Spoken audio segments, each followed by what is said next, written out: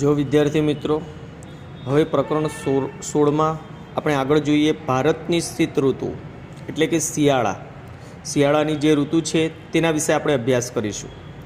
તેમાં આપણને કહ્યું છે કે ભારતમાં શિયાળાની ઋતુ ડિસેમ્બરથી ફેબ્રુઆરી સુધીની હોય છે. આપણે 1 માર્ક્સ માટે ખાસ ધ્યાનમાં રાખજો કે ભારતમાં શિયાળાની ઋતુ ડિસેમ્બરથી ક્યાં સુધી? ફેબ્રુઆરી સુધી હોય છે. આ સમયે ભારતમાં સૂર્યના કિરણો ત્રાંસા પડતા હોવાથી તાપમાન નીચું રહે છે. આ સમયે આપણને શું કહ્યું છે? ભારતમાં સૂર્યના કિરણો કેવા પડે? આમ ત્રાંસા પડે છે. કેવા પડે? ત્રાંસા. જેના કારણે તાપમાન કેવું? નીચું રહે, જેના કારણે ઠંડીનું પ્રમાણ વધે છે. આ ઋતુમાં ભારત પર ઈશાની પવનો વાય છે. આ 1 માર્ક્સ માટે ધ્યાનમાં રાખવાનું કે શીત ઋતુમાં ભારતમાં કયા પવનો વાય છે? તો ઈશાની પવનો વાય છે. તે જમીન પરથી વાતા હોવાથી સૂકા અને ઠંડા હોય છે. એ પવનો જે હોય તે કેવી રીતના? જમીન પરથી વાતા હોય છે, જેના કારણે તે સૂકા અને ઠંડા હોય છે. આથી શિયાળામાં ભારતની આબોહવા એકંદરે સૂકી અને ઠંડી હોય છે. કે શિયાળા દરમિયાન આપણા ભારતની જે આબોહવા છે તે એકંદરે કેવી હોય? સૂકી અને ઠંડી હોય છે. આકાશ વાદળા વગરનું સ્વચ્છ હોય છે. આકાશ કેવું હોય? વાદળા વગરનું, એકદમ ક્લીન એટલે કે સ્વચ્છ હોય છે. હવામાં ભેજનું પ્રમાણ ઓછું હોય છે. પરિણામે ભારતમાં શિયાળાની આબોહવા ખુશનુમા અને આરોગ્યપ્રદ હોય છે. પરિણામે આપણા ભારતની આબોહવા કેવી હોય? શિયાળાની ખુશનુમા અને આરોગ્યપ્રદ હોય છે.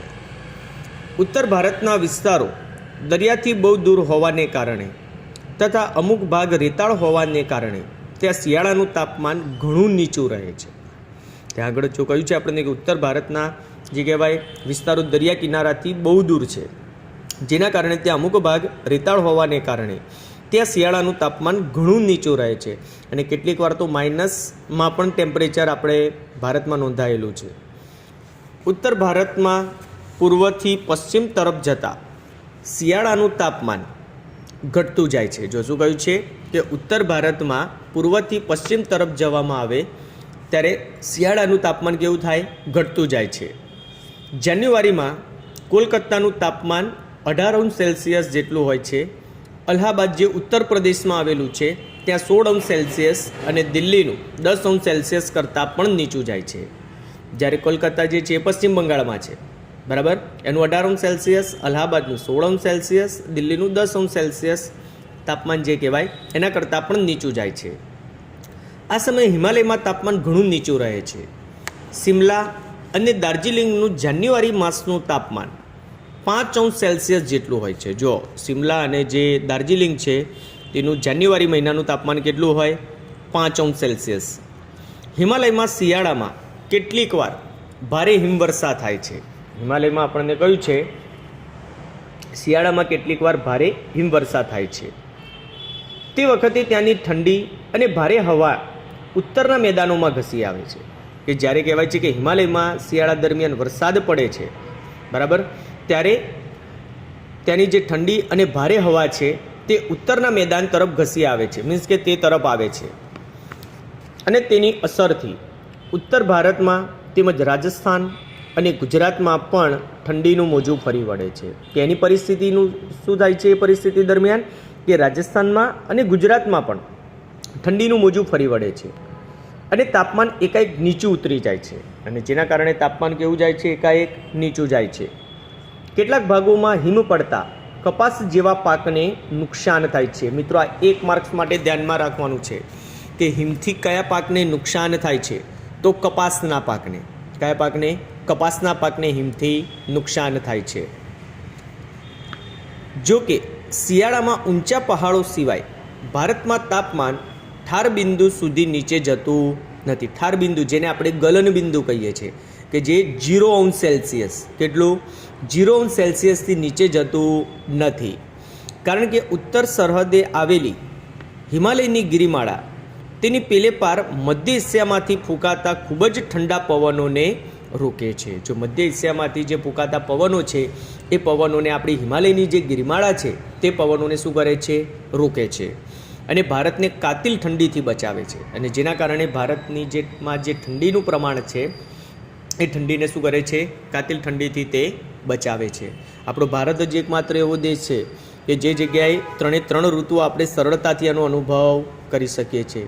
જ્યારે વિશ્વની અંદર બીજા ઘણા બધા દેશો એવા છે કે જે જગ્યાએ સૌથી વધારે પ્રમાણમાં ઠંડીનું પ્રમાણ વધારે રહે છે, કારણ કે ત્યાં જે પવનો છે એ સૂકા જે પવનો હોય છે અને ઠંડા પવનો એ એકાએક ઘસી આવે છે, જેના કારણે ત્યાં ઠંડીનું પ્રમાણ કેવું રહે છે, વધારે રહેવા પામે છે. જો કે શિયાળામાં ઊંચા પહાડો સિવાય ભારતમાં તાપમાન ઠાર બિંદુ સુધી નીચે જતું નથી, એમાં પણ આપણને કહ્યું છે. અને ઉત્તર સરહદે જે આપણે આવેલી હિમાલયની ગિરિમાળા અને એની પેલી પાર મધ્ય એશિયામાંથી ફૂંકાતા જે પવનો છે, બરાબર, તે ઠંડા પવનોને રોકે છે અને ભારતને કાતિલ ઠંડીથી બચાવે છે. જ્યારે દક્ષિણ ભારત ઉષ્ણકટિબંધમાં છે, આપણો જે ભારતનો જે દક્ષિણનો ભાગ છે, બરાબર, તે ઉષ્ણકટિબંધમાં આવેલો છે. વળી તે દ્વીપકલ્પીય ભાગ છે. દ્વીપકલ્પીય ભાગ એટલે કેવો કે જે 3 બાજુથી સમુદ્રોથી ઘેરાયેલો છે.